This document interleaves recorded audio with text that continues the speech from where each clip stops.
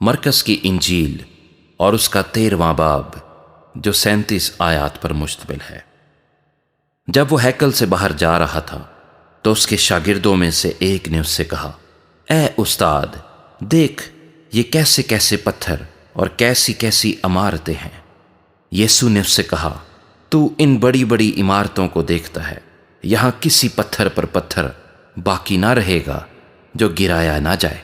جب وہ زیتون کے پہاڑ پر ہیکل کے سامنے بیٹھا تھا تو پترس اور یعقوب اور یوحنا اور اندریاس نے تنہائی میں اس سے پوچھا، ہمیں بتا کہ یہ باتیں کب ہوں گی، اور جب یہ سب باتیں پوری ہونے کو ہوں اس وقت کا کیا نشان ہے؟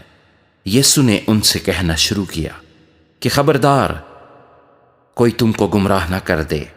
بہتیرے میرے نام سے آئیں گے اور کہیں گے کہ وہ میں ہی ہوں، اور بہت سے لوگوں کو گمراہ کریں گے۔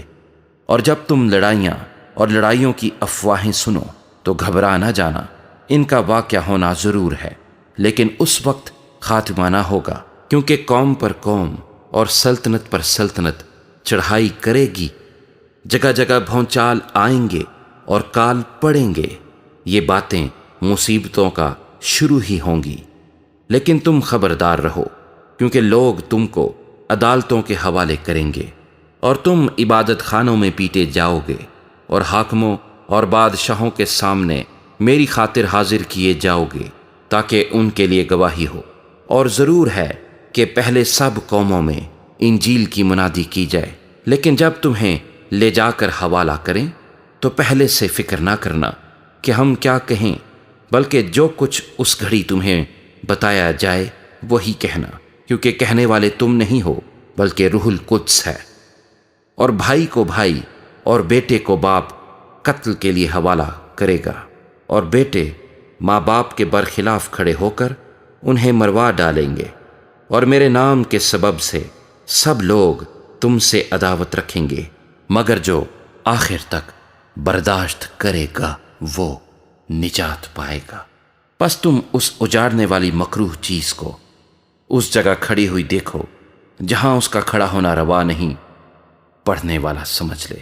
اس وقت جو یہودیہ میں ہوں وہ پہاڑوں پر بھاگ جائیں، جو کوٹھے پر ہو وہ اپنے گھر سے کچھ لینے کو نہ نیچے اترے نہ اندر جائے، اور جو کھیت میں ہو وہ اپنا کپڑا لینے کو پیچھے نہ لوٹے۔ مگر ان پر افسوس جو ان دنوں میں حاملہ ہوں اور جو دودھ پلاتی ہوں، اور دعا کرو کہ یہ جاڑوں میں نہ ہو، کیونکہ وہ دن ایسی مصیبت کے ہوں گے کہ خلقت کے شروع سے جسے خدا نے خلق کیا نہ اب تک ہوئی ہے نہ کبھی ہوگی۔ اور اگر خداوند ان دنوں کو نہ گھٹاتا تو کوئی بشر نہ بچتا، مگر ان برگزیدوں کی خاطر جن کو اس نے چنا ہے ان دنوں کو گھٹایا۔ اور اس وقت اگر کوئی تم سے کہے کہ دیکھو مسیح یہاں یا دیکھو وہاں ہے تو یقین نہ کرنا، کیونکہ جھوٹے مسیح اور جھوٹے نبی اٹھ کھڑے ہوں گے اور نشان اور عجیب کام دکھائیں گے، تاکہ اگر ممکن ہو تو برگزیدوں کو بھی گمراہ کر دیں۔ لیکن تم خبردار رہو، دیکھو میں نے تم سے سب کچھ پہلے ہی کہہ دیا ہے۔ مگر ان دنوں میں اس مصیبت کے بعد سورج تاریک ہو جائے گا اور چاند اپنی روشنی نہ دے گا، اور آسمان سے ستارے گرنے لگیں گے، اور جو قوتیں آسمان میں ہیں وہ ہلائی جائیں گی۔ اور اس وقت لوگ ابن آدم کو بڑی قدرت اور جلال کے ساتھ بادلوں میں آتے دیکھیں گے۔ اس وقت وہ فرشتوں کو بھیج کر اپنے برگزیدوں کو زمین کی انتہا سے آسمان کی انتہا تک چاروں طرف سے جمع کرے گا۔ اب انجیر کے درخت سے ایک تمثیل سیکھو۔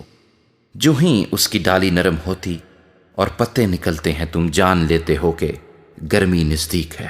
اسی طرح جب تم ان باتوں کو ہوتے دیکھو تو جان لو کہ وہ نزدیک ہے، بلکہ دروازے پر ہے۔ میں تم سے سچ کہتا ہوں کہ جب تک یہ سب باتیں نہ ہو لیں یہ نسل ہرگز تمام نہ ہوگی۔ آسمان اور زمین ٹل جائیں گے لیکن میری باتیں نہ ٹلیں گی۔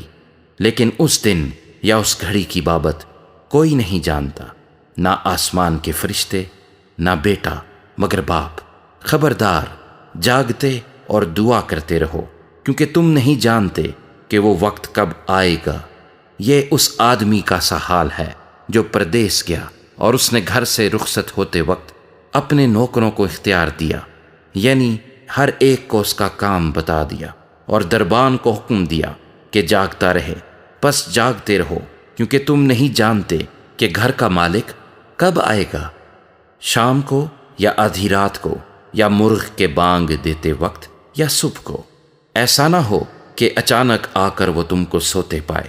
اور جو کچھ میں تم سے کہتا ہوں وہی سب سے کہتا ہوں کہ جاگتے رہو۔